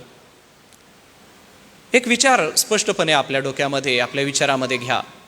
का आलं हे संकट माझ्यावर? का येतात ही संकटं माझ्यावर? पहिलं उत्तर आहे की आमच्यातली जी दुष्टता आहे ती धुवून टाकण्यासाठी, दुष्टतेचं शालन करण्यासाठी. दुष्टता ह्याचा अर्थ होतो वाईट गोष्टी आणि शालन याचा अर्थ होतो धुवून टाकणे. आमच्या जीवनामध्ये कदाचित काही अशा वाईट गोष्टी आहेत ज्या देवाच्या दृष्टीने वाईट आहेत. मनुष्य म्हणून आम्ही स्वतः कदाचित असं म्हणू शकतो की माझ्या जीवनात तर फार चांगल्या गोष्टी आहे, वाईट अशा गोष्टी नाही आहे. परंतु प्रियांनो, देवाच्या नजरेने कदाचित काही वाईट गोष्टी आमच्या जीवनात असतील आणि आमच्या जीवनातल्या त्या वाईट गोष्टी देवाला काढून टाकायच्या आहे. म्हणून देव आम्हाला काय करतो? आमच्यातल्या दुष्टतेचं शालन करतो. जखम करणारे घाय आणि वर्मी लावणारे फटके. देव ज्याच्यावर प्रेम करतो त्याचं ताडणसुद्धा करतो. कारण आमचा देव इतका चांगला आहे, तो तोंड देखल्या वागत नाही. मोशेबरोबर देव होता, परंतु मोशेच्या एका कृतीमुळे ज्या वेळेला तो इस्रायली लोकांना रागवला, मरीबा येथील पाण्याच्या झऱ्यावरती तो लोकांवर रागवला आणि रागाने त्याने खडकावरती 2 वेळा काठी आपटली. देवाने त्याला खडकाला एकच वेळा काठी आपटायला लावली होती. त्याने रागाने, त्वेषाने ती काठी आपटली. त्याचा परिणाम असा झाला, वचनदत्त देशामध्ये मोशे जाऊ शकला नाही. दावीद देवाच्या हृदयाच्या अतिशय जवळचा माणूस, परंतु तो देवाचं मंदिर बांधू शकला नाही.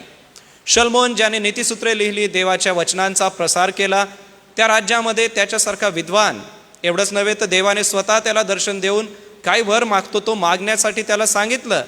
परंतु प्रियांनो, जसजसं त्याचं आयुष्य वाढत गेलं तो देवापासून दूर गेला आणि देवाने त्यालाही शालन केलं.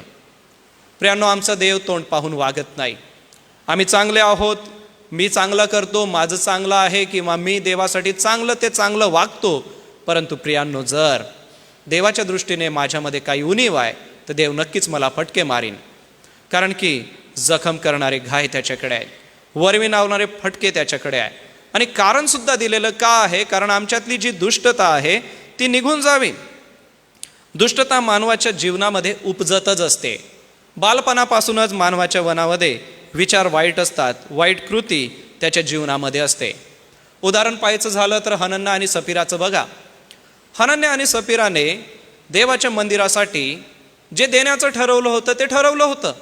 परंतु ज्या वेळेला त्यांनी आपली जमीन विकली आणि त्याची किंमत त्यांना जास्त वाटली, त्यावेळेला त्यांनी संगनमत केलं आणि त्या संगनमताने स्वतःसाठी काही ठेवून घेतलं. त्यांना कोणी शिकवलं नव्हतं की तुम्ही स्वतःसाठी काढून घ्या, किंवा त्या जमावामध्ये जो विश्वासणाऱ्यांचा समूह होता त्या समूहामध्ये असं कधी कोणी केलं नव्हतं. जो तो आपापली जमीन विके व प्रेषितांच्या चरणापाशी आणून ठेवत असे आणि प्रेषित ज्याला ज्याला जशी गरज लागे तशी ती वाटून देत असे. परंतु यांच्या मनामध्येच बालपणापासून ती दुष्टता असल्यामुळे त्यांनी काय केलं की स्वतः संमती केली, एकमेकांच्या संमतीने स्वतःजवळ ठेवून घेतलं. एवढंच नव्हे तर पेत्राने ज्या वेळेला विचारलं, एवढ्यालाच तुम्ही जमीन विकली काय? त्यावेळेला धाडस करून म्हटले, हो, एवढ्यालाच. प्रियजन हो, दुष्टता ही मानवाच्या विचारात, कल्पनेत, मनात आणि व्यवहारात सुद्धा असते. आपोआप आमच्या व्यवहारामध्ये वाईट गोष्टी यायला लागतात. प्रियांनो, देव आम्हाला फटके मारतो किंवा देव आम्हाला शिक्षा करतो, त्याच्या मागे कारण एकच आहे की आमच्यातली दुष्टता निघून जावी.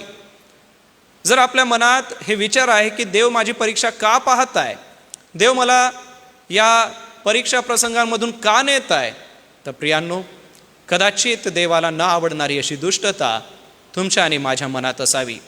आणि ही दुष्टता देवाला पूर्णपणे घालून टाकायची आहे, म्हणूनच देव असं करत असतो. आणि याचा परिणाम आमच्या जीवनात दिसून येतो. पवित्र शास्त्राचं थोडंसं जर वाचन केलं त्यावेळेला दुष्टतेबद्दल 316 वेळेला देवाने लोकांना सावध केलेलं आहे. जुना करार आणि नवा करार ह्याचं थोडंसं वाचन जर आपण केलं आणि काही अभ्यासकांची मतं जर वाचली तर अभ्यासक असं म्हणतात की 316 वेळेला देवाने लोकांना त्यांच्या दुष्टतेबद्दल सावध केलंय, लोकांना त्यांच्या दुष्टतेबद्दल शिक्षा केलेली आहे. प्रियांनो, देव किती सामर्थ्याने भरलेला आहे. देव इतका चांगला असताना लोकांच्या दुष्टतेबद्दल त्यांना तो शालन करतो. प्रियांनो, परीक्षा प्रसंगातून जात आहात तर घाबरू नका. या प्रसंगातून देव आम्हाला पुढे नेते. मानवाच्या दुष्टाईमुळे परमेश्वराने पृथ्वीचा नाश केल्याचं आपण अगोदरच ऐकलं. नोहा आणि त्याचं कुटुंब वाचलं, परंतु संपूर्ण मानवजात नष्ट झाली. केवळ एकच कारण होतं, कारण त्या लोकांची दुष्टता. जर आपण उत्पत्ती वाचलं तर त्यामध्ये 6व्या अध्यायात स्पष्टपणे म्हटलेलं आहे की यास्तव मनुष्याच्या मनात येणारे सर्व विचार व कल्पना ह्या दुष्टपणाच्या आहेत. आणि देवाला त्याचा राग आला आणि देवाने त्या संपूर्ण मानवजातीला नष्ट करून केवळ नोहा आणि त्याच्या कुटुंबाचा बचाव केला. प्रियानो, दुष्टता काही साधी नव्हे. एक रेफरन्स आपल्याला बघूया आपण. गलतीकरास पत्र 1 अध्याय याचं 4थं वचन मी आपणासाठी वाचतो. गलतीकरास पत्र 1 अध्याय याच्या 4थ्या वचनामध्ये, आपल्या देवपित्याच्या इच्छेप्रमाणे आपल्याला सांप्रतच्या दुष्ट युगापासून सोडवावे म्हणून प्रभू येशू ख्रिस्ताने तुमच्या आमच्या पापाबद्दल स्वतःला दिले. बघा वचन स्पष्टपणे काय म्हणतं, आपल्याला सांप्रतच्या दुष्ट युगापासून सोडवावे म्हणून. म्हणजे सांप्रतचं म्हणजे आताचं हे जे युग आहे किंवा हे जे जग आहे हे दुष्टपणाने भरलेलं आहे. आणि या दुष्टपणातून सोडवावे म्हणून प्रभू येशू ख्रिस्ताने तुमच्या आमच्या पापाबद्दल स्वतःला दिलं. प्रियांनो, आता आम्ही दुष्टतेमध्ये राहू नये. आम्हाला प्रभू येशू ख्रिस्त मिळालेला आहे आणि प्रभू येशू ख्रिस्त आमच्याकडे आहे. आता दुष्टता आमच्यापासून दूर झाली पाहिजे. प्रियांनो, देव आमची परीक्षा करतो कारण आम्ही दुष्टतेमध्ये आमचं जीवन व्यापन करत असतो. देवाकडून मिळणाऱ्या शिक्षेला आम्ही घाबरू नये. तर मानवाच्या मनातली ही जी दुष्टता आहे ती दूर करण्यासाठी देव आम्हाला स्वच्छ करत असतो. पहिली गोष्ट, आमच्यावरती संकट काय येतात त्याचं पहिलं कारण आम्हाला या ठिकाणी दिसून आलं ते म्हणजे दुष्टतेचं शालन करण्यासाठी. आमच्या मनात ज्या दुष्टता दुष्ट कल्पना असतात त्या निघून जाव्या म्हणून आमच्यावरती संकट येतात. दुसरं कारण बघूया. याकोबाचं पत्र 1 अध्याय आणि वचन 12. आमची परीक्षा पाहण्यासाठी. संकट काय येतात? वचन म्हणतं आमची परीक्षा पाहण्यासाठी. जो माणूस परीक्षेत टिकतो तो धन्य, कारण आपणावर प्रीती करणाऱ्यांना प्रभूने देव केलेल्या जीवनाचा मुकुट परीक्षेत उतरल्यावर त्याला मिळेल.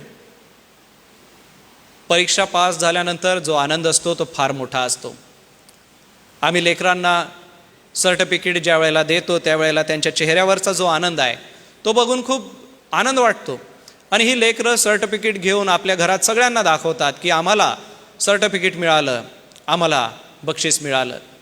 याकोब ज्या परिस्थितीमध्ये हे लिहितोय तो म्हणतो की परीक्षेमध्ये जो टिकतो त्याला पारितोषिक आहे आणि ते म्हणजे त्याला मिळेल जीवनाचा मुकुट. प्रियांनो, आम्हाला संकट काय येतात, समस्या आमच्यावर काय येतात, आम्हाला जीवनाचा मुकुट मिळणार आहे म्हणून. आणि हा जीवनाचा मुकुट आम्हाला परमेश्वर पिता स्वतः देणार आहे. आणि परमेश्वर पिता आम्हाला हा जीवनाचा मुकुट देत असताना प्रियांनो आम्ही परीक्षेत टिकतो तर धन्य आहोत.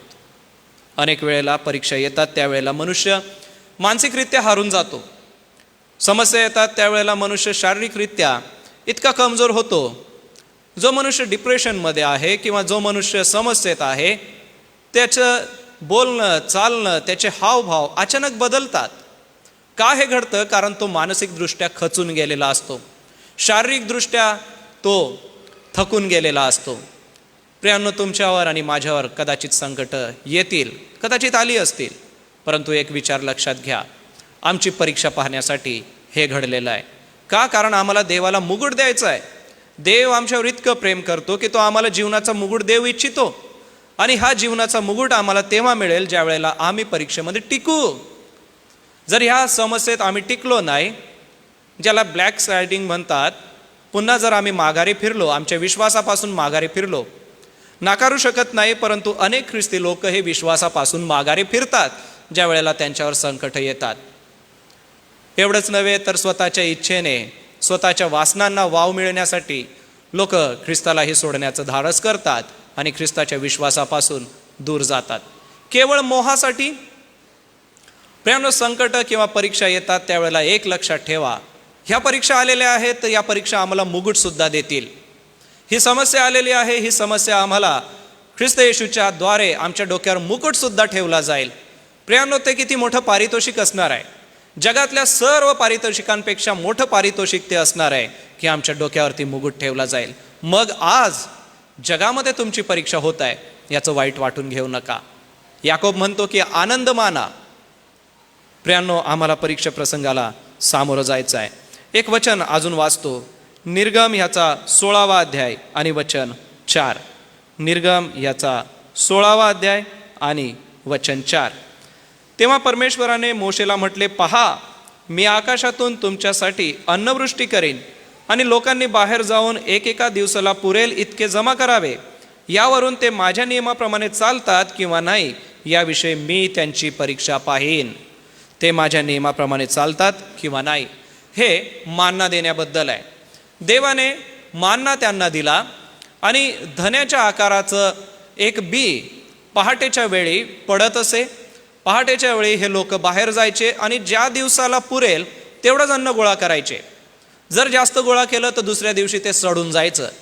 आणि देव त्यांची या ठिकाणी परीक्षा बघतोय की मी सांगितलं आजच्या दिवशी फक्त मानना गोळा करा, पण त्यात काही लोक असे होते, खालची वचनं वाचा, काही लोक असे होते की त्यांनी दुसऱ्या दिवसासाठी पण ते गोळा करून ठेवलं आणि दुसऱ्या दिवशी त्यातून सडका वास यायला लागला आणि मोशेला ते समजलं आणि मोशेला राग आला. देवाने म्हटलं होतं की आजच्या दिवसापुरतंच तुम्ही अन्न गोळा करा. ही परीक्षा त्यांची देवाने पाहिली, परंतु त्या परीक्षेत काही लोक टिकले नाही. त्यांना फक्त 6व्या दिवशी 2दा गोळा जास्तीचं गोळा करायचं होतं. ज्याला 2 पटीने गोळा करणं म्हणतात ते करायचं होतं, यासाठी की रविवारी शब्बात होता, 7व्या दिवशी शब्बात होता आणि त्या दिवशी त्यांना काहीच गोळा करायला जायचं गरज नव्हती. बाकीचे 6 दिवस त्यांनी गोळा केलं, त्यावेळेला ते सडलं, परंतु त्यावेळेला 6व्या दिवशी त्यांनी गोळा केलं, 7व्या दिवशी ते सडलं नाही. देव या छोट्याशा कृतीवरून त्यांची परीक्षा पाहतो. प्रियांनो, तुमची आणि माझी परीक्षा कदाचित देव या छोट्याशा गोष्टींच्या द्वारे बघेल. कधीच परीक्षेमध्ये निराश होऊ नका. तुम्हाला आणि मला जीवनाचा मुकुट मिळणार आहे. याकोबाचं पत्र 1 अध्याय आणि 13 वचन हे सुद्धा मी आपणासाठी वाचतो. याकोब 1 आणि वचन 13. कोणाची परीक्षा होत असता देवाने मला मोहात घातले असे त्याने म्हणू नये, कारण देवाला वाईट गोष्टीचा मोह होत नाही आणि तो स्वतः कोणाला मोहात पाडित नाही. मान्ना गोळा करणं हा मोह काय त्यांचा स्वतः नव्हता. काही लोकांनी मोहापायी जास्तीचं गोळा केलं, उद्यासाठीही गोळा केलं आणि ते सडलं. प्रियांनो, देवाला वाईट गोष्टीचा मोह होत नाही आणि तो वाईटासाठी हे करत नाही. प्रियांनो, आम्हाला जीवनाचा मुकुट मिळणार हे विसरू नये, म्हणून आमच्यावर परीक्षा येते. पहिलं कारण आहे आमच्यातली दुष्टता काढावी, म्हणून परीक्षा येते. दुसरं आहे आमची परीक्षा पाहावी, आम्ही टिकतो की नाही, आम्हाला जीवनाचा मुकुट द्यावा, म्हणून आमच्यावरती परीक्षा प्रसंग येतात. तिसरं कारण बघूया. स्तोत्र 119 वचन 71 आणि 72. जमलं तर काढून घ्या, कारण काही वचनं आपल्याला यात बघायची आहे. नियमशास्त्र व नियम शिकवण्यासाठी किंवा शिकण्यासाठी बघा, देवाने आम्हाला त्याचं नियमशास्त्र दिलेलं आहे. आता त्या काळामध्ये नियमशास्त्र म्हणजे मोशेची पहिली 5 पुस्तकं, उत्पत्ती, निर्गम, लेवी, गणना आणि अनुवाद. आणि ही जी 5 पुस्तकं होती त्यांना आपण तोराह म्हणून म्हणतो. आणि ही जी तोरा होती किंवा हे जे नियमशास्त्राचं पुस्तक होतं ते त्या लोकांना दिलं होतं आणि ते खरं पाळतात की नाही पाळत यासाठी त्यांची परीक्षा होत असे. बघा 119 स्तोत्र 71 आणि 72 वचन. मी पीडित झाल्यामुळे माझे बरे झाले. बघा, देवाने मला शिक्षा दिली, स्तोत्रकर्ता म्हणतो, देवाने माझी परीक्षा पाहिली, देवाने माझ्यावरती हा प्रसंग आणला, ते बरं केलं, कारण त्यामुळे मी तुझे नियम शिकलो. प्रियांनो, आमच्यावरती संकट काय येतात, समस्या काय येतात, आम्ही देवाचं वचन शिकावं म्हणून, आम्ही देवाचं नियमशास्त्र शिकावं म्हणून. सोन्या रुपयाच्या लक्षावधी नाण्यांपेक्षा तुझ्या तोंडचे नियमशास्त्र मला मौल्यवान आहे. काय स्तोत्रकर्त्याचं स्टेटमेंट आहे किंवा काय सांगणं आहे. बघा, सोनं नाणं आहे, त्यांच्यापेक्षा मला देवाच्या तोंडचे शब्द मौल्यवान वाटतात. प्रियांनो, संकट येतात, समस्या येतात आमच्यावरती. एकच गोष्ट लक्षात ठेवा की आम्हाला आमचं बरं करण्यासाठी आम्हाला नियमशास्त्र हे शिकायचं आहे, आम्हाला देवाचं वचन शिकायचं आहे. आणि हे देवाचं वचन आम्ही शिकावं, आमच्या लक्षात राहावं, यासाठी देवाने दिलेलं आहे. आणि म्हणूनच जर आपल्याला दुःख झालं असेल की देव माझी परीक्षा बघत आहे, जर आपल्याला दुःख झालं असेल की देव माझ्यावरती संकट आणि समस्या आणत आहे, तर प्रियांनो दुःख मानू नका. तर एक लक्षात घ्या की मी अजून देवाच्या वचनापासून दूर तर नाही ना. देवाच्या वचनाला मला अजून समजून घेण्याची गरज आहे ना. कारण जसं मी आपणाला म्हटलं की स्तोत्र 119 आपण काढूनच घ्या, त्यामधली काही वचनं बघा. वचन 92, स्तोत्र 119 वचन 92 बघा. मी आपल्या सगळ्यांसाठी हे वाचतो. त्यात काय म्हटलेलं आहे, तुझ्या नियमशास्त्रात मला आनंद नसता तर माझ्या दुःखात माझा अंत कधीच झाला असता. देवाच्या वचनाचा आनंद आहे त्याच्या जीवनामध्ये स्तोत्रकर्त्याच्या. तो अगोदर काय म्हणतो की मला पीडा झाली तर माझं बरं झालं, देवाने मला पिडलं किंवा देवाने मला शिक्षा दिली ते बरं झालं, देवाने मला फटके दिले ते बरं झालं, कारण मी देवाचं वचन शिकलो. तो म्हणतो की मला आनंद वाटला, माझ्या दुःखामध्ये माझा अंत कधीच झाला असता. प्रियांनो, संकटात आहात का, दुःख भोगीत आहात का, एक विचार करा, मला देवाचं नियमशास्त्र शिकलं पाहिजे, मला देवाचं वचन काय सांगतं हे वाचलं पाहिजे, मला देवाच्या वचनातून अध्ययन केलं पाहिजे. मी देवाचं वचन शिकेल आणि समजेन, मी देवाच्या वचनाचा अधिक अधिक खोलवर जाईन. जसं या ठिकाणी तो काय म्हणतो की मी तुझ्या नियमशास्त्रात मला आनंद नसता तर माझ्या दुःखात माझा अंत कधीच झाला असता. संकट आली म्हणून दुःख वाटून घेऊ नका, तर आता पवित्र शास्त्राकडे वळा, पवित्र शास्त्र वाचा. आणि बघा, पवित्र शास्त्र वाचत असताना ही वचनं तुमच्या संगती बोलतील आणि तुमच्या दुःखाचा भार कमी करतील, तुमच्या संकटाचा भार कमी करतील. अजून एक वचन, स्तोत्र 119 वचन 97, जसं आपण 92 वाचलं, खाली 97 वाचा. आहा, तुझे नियमशास्त्र मला किती प्रिय आहे, दिवसभर मी त्याचे मनन करतो. वा, काय म्हणतो स्तोत्रकर्ता, किती प्रिय आहे, दिवसभर मी त्याचे मनन करतो. प्रियांनो, संकट आहेत, वाईट वाटून घेऊ नका. दिवसभर देवाच्या वचनाचं मनन करा आणि बघा, आलेली जी समस्या आहे, आलेलं जे संकट आहे ते असंच निघून जाईल. नुकताच VBS झाला आणि आम्ही जाऊन लेकरांचं ज्या वेळेला ऐकलं मायक्रोफोनमध्ये, ते फार सुंदर वचनं बोलत होते. इतके छान वचनं त्यांनी पाठ केलेले आहे की आमचा विश्वास आहे की भविष्य काळामध्ये ही प्रिय लेकरं या वचनापासून कधीच परावृत्त होणार नाही. बालपणी त्यांना वचनं शिकवली, आता जीवनामध्ये त्यांच्या कधी संकट आलं, कधी समस्या आल्या तर ते त्याच्यामधून परावृत्त होणार नाही.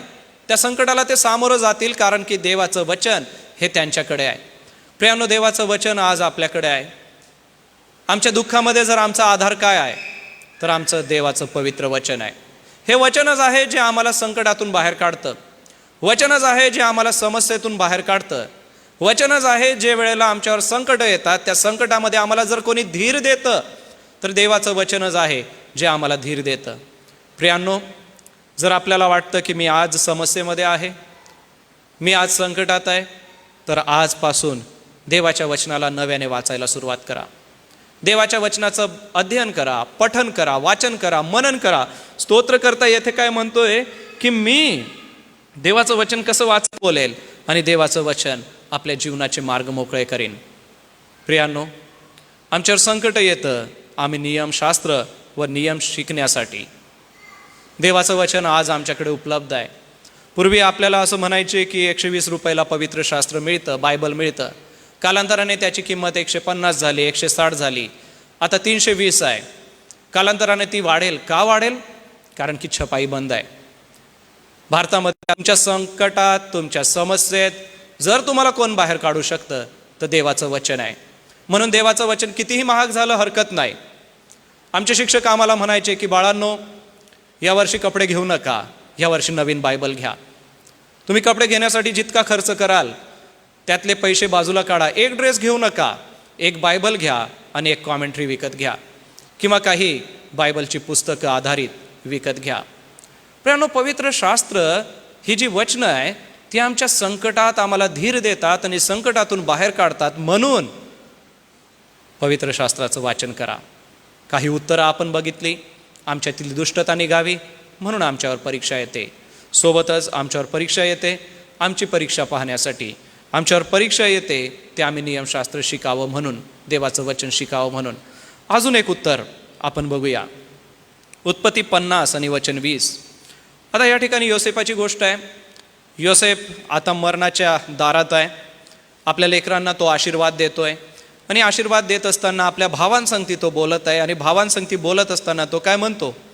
तुम्ही माझे वाईट योजले, पण आज पाहता त्याप्रमाणे अनेक लोकांचे प्राण वाचावे म्हणून देवाने ते चांगल्यासाठी योजले होते.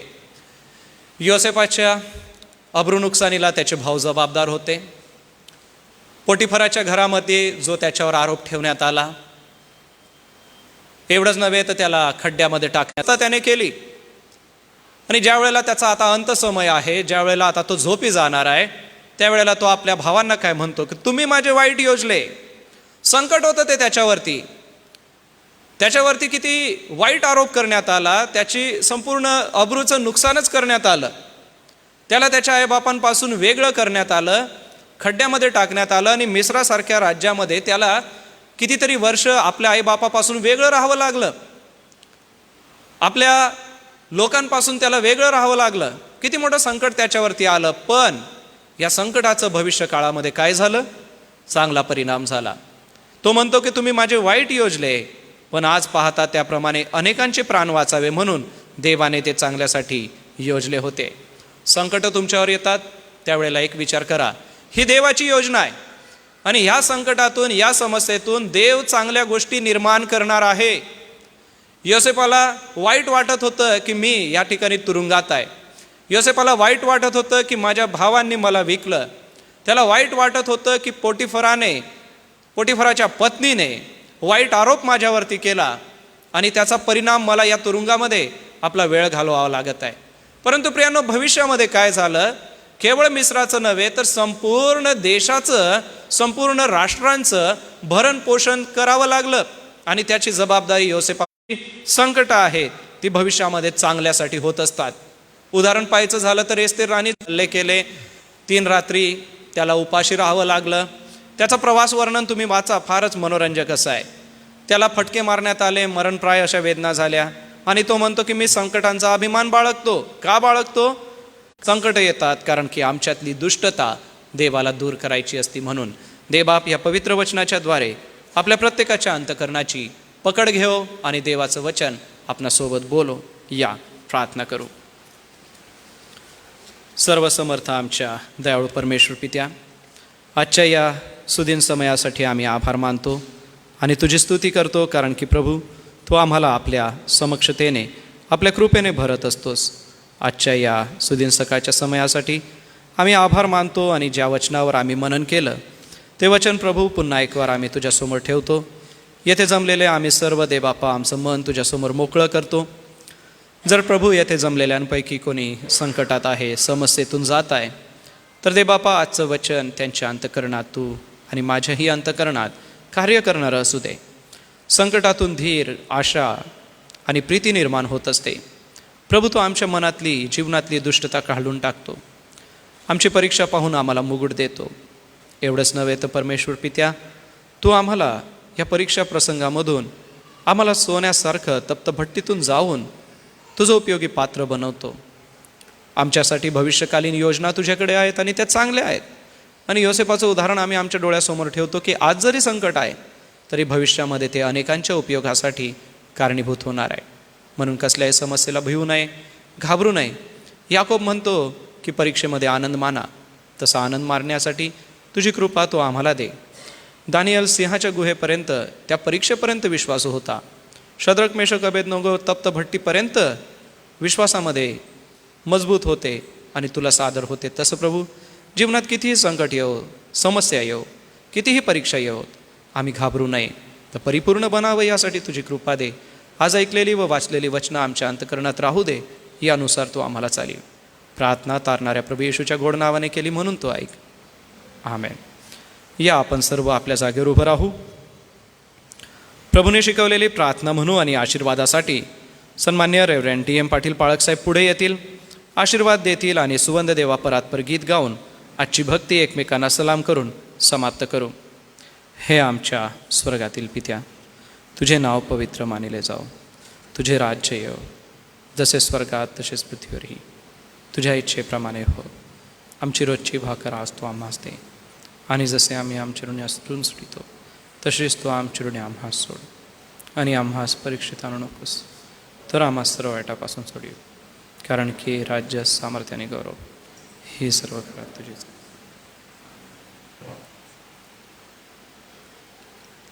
सावध असा, जागे रहा.